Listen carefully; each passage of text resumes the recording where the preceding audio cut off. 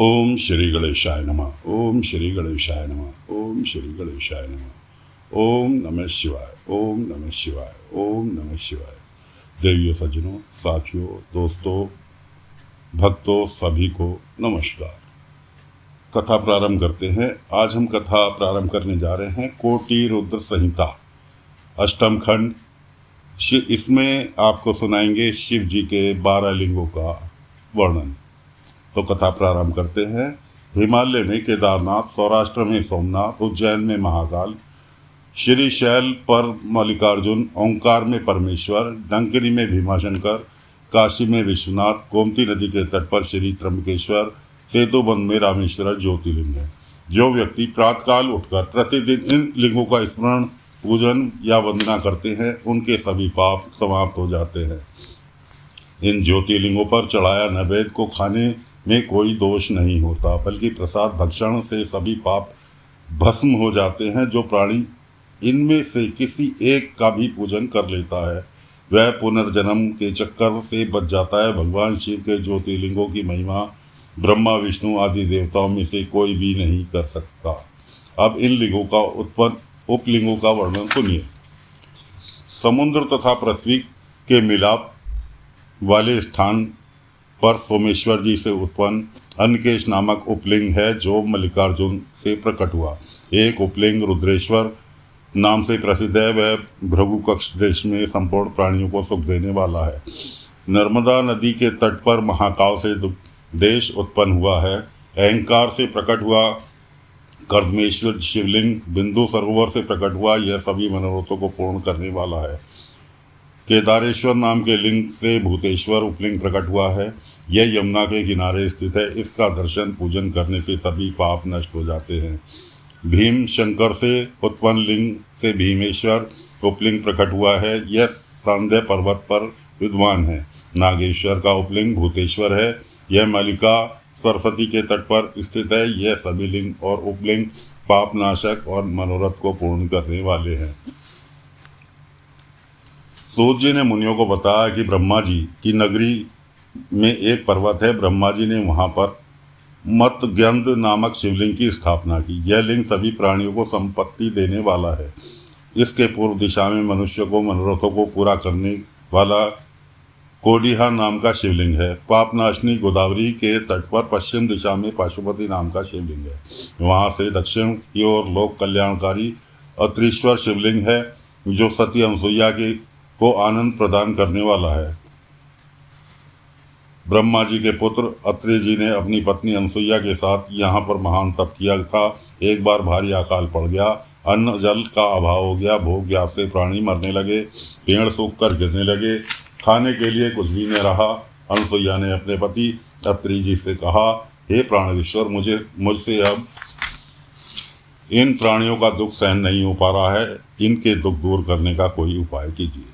इस पर अत्रि ने प्राणायाम द्वारा ब्रह्मांड में वायु को रोककर शिव के ध्यान में मग्न हो गए। उनके सभी शिष्य भोग प्यास से व्याकुल होकर पलायन कर गए। अब केवल अनसुईया ही उनकी सेवा में लगी रही। अनसुईया जी वहाँ शिव जी की प्रतिमा स्थापित करके नियम पूर्वक उनका पूजन करती रहीं। मानसोपचार द्वारा प्रतिदिन पति तथा शिव जी का पूजन करके परिक्रमा करने लगी। अनसुईया की भक्ति से प्रसन्न होकर महादेव जी अन्य देव ऋषियों के साथ वहाँ उपस्थित हुए। उसी समय गंगा आदि नदियाँ भी उनके दर्शनार्थ वहाँ आईं। सभी ने अनसुईया जी की प्रशंसा की। फिर भगवान शिव जी अपने संपूर्ण अंशों से वहाँ उपस्थित हो गए। अत्रि मुनि को तप करते करते वर्षों व्यतीत हो गए। समाधि में जागने पर उन्हें पत्नी से कहा, मुझे बहुत जोर की प्यास लग रही है, कहीं से जल का प्रबंध करो। पति की आज्ञा मिलते ही अनसुईया जी कमंडल हाथ में पकड़कर जल लेने के लिए वन में चल पड़ी। वे इधर उधर जल खोजने लगी। यह देखकर गंगा जी उनके पास आकर बोली, हे देवी, मैं आपकी पति भक्ति से अति प्रसन्न हूँ। मैं आपके दर्शनों के लिए आई हूँ। मैं तुम्हारा हित करना चाहती हूँ। तुम मुझसे वरदान मांग सकती हो। यह सुनकर अनसुईया जी ने दोनों हाथ जोड़कर गंगा जी से बोली, हे देवी, यदि आप वास्तव में मुझसे प्रसन्न हैं तो सर्वप्रथम मेरे इस करमंडल को जल से परिपूर्ण कर दीजिए।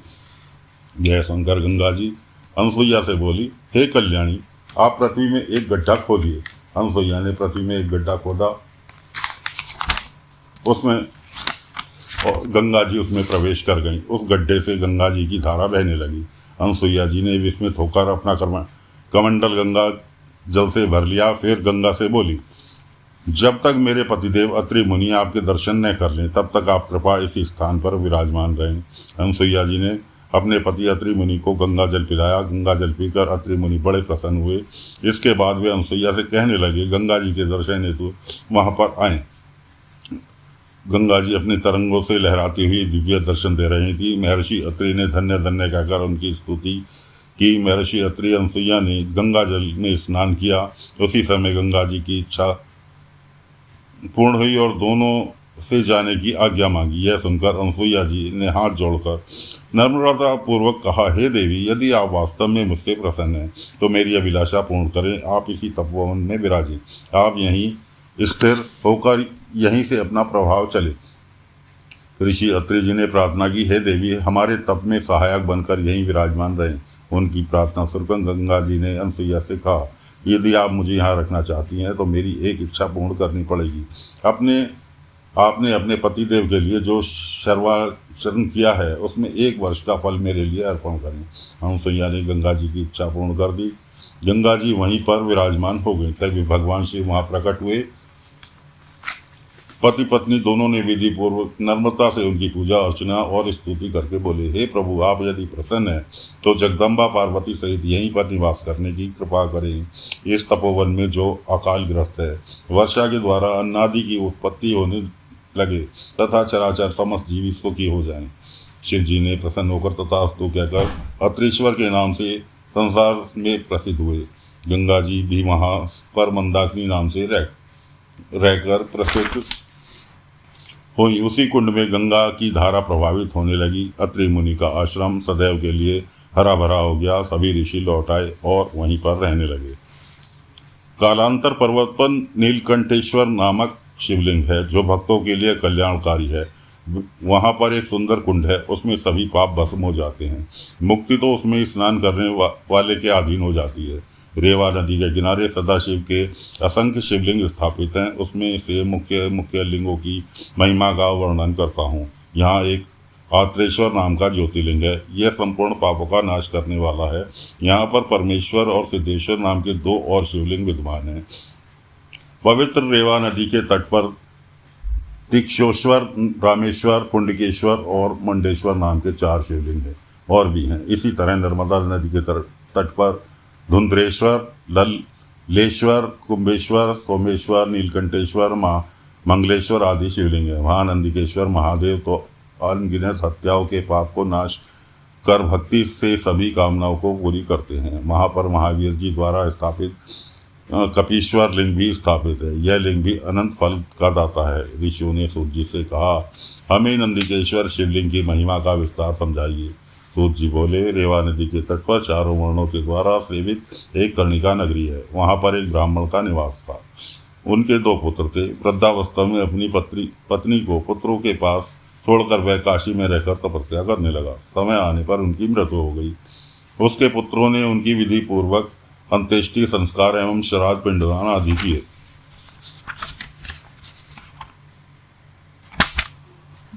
ब्राह्मण की पत्नी के पास जो धन था उसमें से कुछ अपने पास रखकर धन को दोनों पुत्रों में बराबर बराबर बांट दिया। ऋतुकाल निकट आने पर ब्राह्मण की पत्नी ने दोनों पुत्रों से कहा, मैं तुम्हारे पिता की तरह काशी में रहकर प्राण छोड़ने का विचार किया है, परंतु ऐसा नहीं हो सकता। मेरे मरने के बाद श्राद्ध पिंडदान आदि काशी जाकर करना।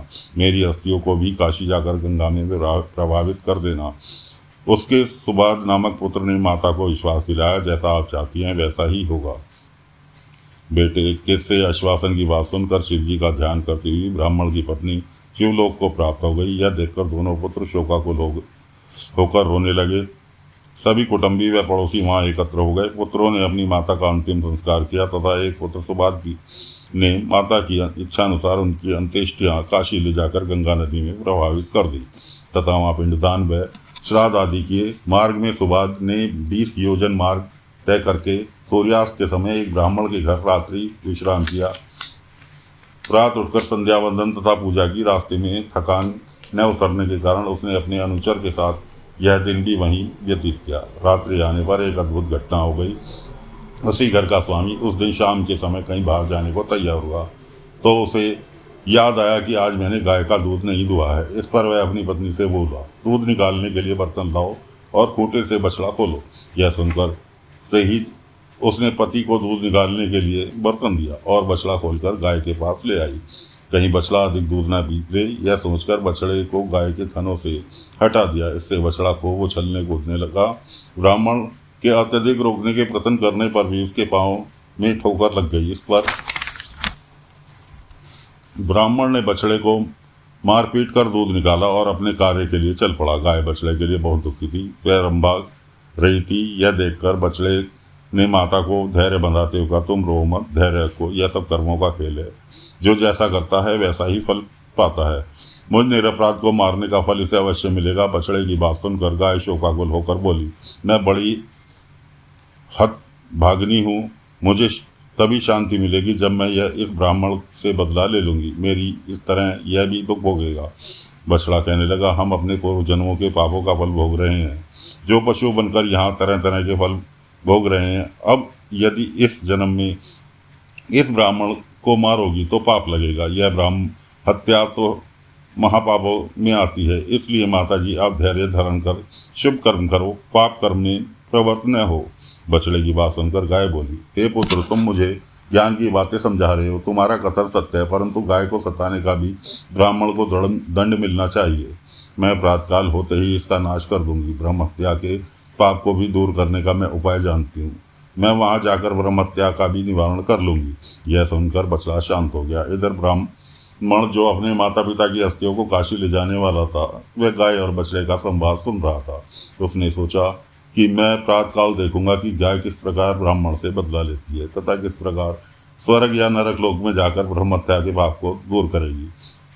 प्रातकाल घर के स्वामी ने अपने पुत्र से कहा कि मुझे आवश्यक कार्य से बाहर जाना है, तुम गाय का दूध निकाल लेना। इस प्रकार बोलकर ब्राह्मण घर से बाहर चला गया। ब्राह्मण पुत्र ने खूंटे से बंधा बछड़ा खोल दिया और गाय के दूहने की तैयारी करने लगा। लड़के की माता भी वहां पहुंच गई। रात्रि की तरह ही ब्राह्मण पुत्र ने बछड़े की पिटाई की। यह देखकर गाय को गुस्सा आ गया। उसने अपने दोनों सींगों से ब्राह्मण के बेटे को बगल में मार दिया। इससे वह बेहोश होकर पृथ्वी पर गिर पड़ा। यह देखकर उसकी माता को शोर मचा दिया। आस पड़ोस के व्यक्ति एकत्र हो गए। उसका पिता भी शोर सुनकर भाग कर आया। वह पुत्र के बेहोश देखकर रोने लगा। थोड़े समय बाद बच्चे के प्राण निकल गए। चारों ओर हाहाकार मच गया। गाय को ब्राह्मण ने डंडे से पीट पीट कर घर से निकाल दिया। गाय का बछड़ा भी उसके पीछे पीछे चल पड़ा। ब्रह्म हत्या के कारण गाय का रंग सफ़ेद से काला हो गया। यह देखकर सब लोग विस्मय करने लगे। यह सब देखकर सुबाद नामक पथिक भी आश्चर्यचकित होकर उसके पीछे पीछे चल दिया। धीरे धीरे गाय नर्मदा के तट पर पहुंच गई, जहाँ पर नंदीकेश्वर विराजमान थे।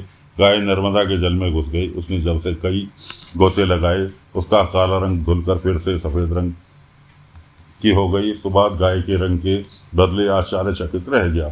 वह नित्य कर्म निपटाकर काशी से को चल पड़ा। गाय भी अपने पूर्व स्थान को चली गई।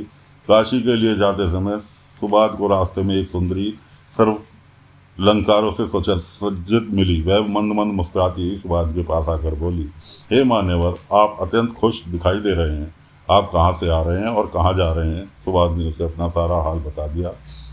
उसने बताया, मैं अपनी माता की अस्थियां काशीपुर गंगा प्रवाहित करने जा रहा हूँ, क्योंकि मरते समय मेरी माता की यही आज्ञा थी। यह सुनकर युवती बोली, हे ब्राह्मण देवता, आप बहुत भोले हो, अब कहाँ कहाँ भटकते फिरोगे? यह तीर्थ भी बहुत पवित्र है, इसलिए अस्थियों को यहीं तीर्थ में प्रभावित कर दो। यहाँ पर प्रतिवर्ष वैशाख शुक्ल सप्तमी को गंगा जी भी आती हैं और आज वहाँ वही पवित्र तिथि है, इसलिए देर मत करो। इतना कहकर वह स्त्री वहाँ से अंतर ध्यान हो गई। यह सुनकर सुबाद अपने सेवक के साथ इस पवित्र नदी पर लौट आया और अस्थियों को नदी के जल में प्रभावित कर दिया। अस्थियों के प्रभावित करते ही आश्चर्यजनक घटना घटित हुई। उसे देखा कि इसकी माता दिव्य शरीर धारण करके उससे कह रही है कि तुम धन्य हो जो तुमने मुझे सद्गति प्रदान करने में सहायता प्रदान की। तुम हमेशा सुखी रहोगे, तुम्हें किसी चीज़ की भी कमी नहीं रहेगी, तुम दीर्घायु वाले होगे तथा तुम्हारे वंश वृद्धि को प्राप्त होगा। इस प्रकार उनकी माता सुबद को आशीर्वाद देती हुई शिव जी के धाम को विमान पर आरूढ़ होकर चली गई। सुबाद भी अपने घर को प्रस्थान कर गया। सूत जी ने ऋषियों से कहा, अब हमें यह चरित्र बताने की कृपा करें कि गंगा जी प्रतिवर्ष वैशाख शुक्ल सप्तमी को नर्मदा नदी में किस लिए आती हैं। सूत जी ने बताया, हे ऋषियों, एक ब्राह्मण था, उसकी पत्नी का नाम ऋषि था। वह नर्मदा नदी के तट पर रहती थी। उसका पति पूर्व जन्म के पापों के कारण तरुण अवस्था में मर गया था। उस बाल विधवा ने नंदिकेश्वर महादेव की बड़ी तपस्या की। वह शिव जी के ध्यान पूजन में भजन में तल्लीन रहने लगी। वह पार्थिव लिंग बनाकर तपस्या में लीन रहने लगी। उन दिनों एक दुष्ट असुर उधर आ निकला। वह बहुत ही शक्तिशाली तथा मायावी था। उसकी दृष्टि बाल विधवा तपस्वी पर पड़ गई। वह उसके रूप पर मोहित हो गया तथा तरह तरह के प्रलोभन देने लगा। उसने कामांध होकर अपनी वासना की तृप्ति के लिए उससे कहा। तपस्वी ने उसकी ओर देखा तक नहीं। अब वह असुर अपनी माया द्वारा डरावने रूप दिखाने प्रारंभ कर दिए और उसे पकड़ने के लिए दौड़ा। वह डरकर शिवलिंग से चिपट गई और शिव जी से प्रार्थना करने लगी। उसकी आर्त पुकार सुनकर भगवान शिव जी प्रकट होकर हाथ में त्रिशूल धारण किए उस दुष्ट को वहीं भस्म कर डाला। इससे पश्चात सौम्य रूप से दर्शन देकर वरदान मांगने को कहा। वह ब्राह्मणी हाथ जोड़कर प्रार्थना करने के बाद विनीत स्वर में बोली, प्रभु, आप भक्तों के रक्षक और शरणागत वत्सल कहलाते हैं। आपके चरण कमलों में मेरा बारंबार प्रणाम हो। मेरी हार्दिक इच्छा है कि आप इसी पार्थिव लिंग में सदैव विराजमान रहें और आपके चरणों में मेरी भक्ति सदा बनी रहे। शिव जी बोले, हे देवी, तुम्हारी अभिलाषा अवश्य पूरी होगी। इस पतित पावनी गंगा जी भी लहराती हुई दिव्य रूप धारण कर ब्राह्मणी के पास आकर बोली, हे कल्याणी, मैं तुमसे प्रसन्न हूँ। मैं प्रतिज्ञा पूर्वक कहती हूँ कि प्रतिवर्ष वैशाख शुक्ल सप्तमी के यहाँ आया करूँगी। इसका कारण यह है कि जहाँ भोले शंकर का निवास हो जाता है वहाँ मेरा आगमन प्रारंभ आवश्यक है। गंगा जी का यह कथन सुनकर ब्राह्मणी अति प्रसन्न हुई। भगवान भोले शंकर तभी से इस पार्थिव लिंग में विराजमान हो गए। तभी ये वैशाख शुक्ल सप्तमी के दिन गंगा जी वहाँ आने लगी। तभी से यह तीर्थ नंदिकेश्वर नाम से प्रसिद्ध हुआ। ओम नमः शिवाय, ओम नमः शिवाय, ओम नमः शिवाय। तो साथियों, कथा को यहाँ विराम देते हैं। अगले अंक में फिर लेकर आगे की कथा हाजिर होंगे। आज्ञा दीजिए। ओम नमः शिवाय, ओम नमः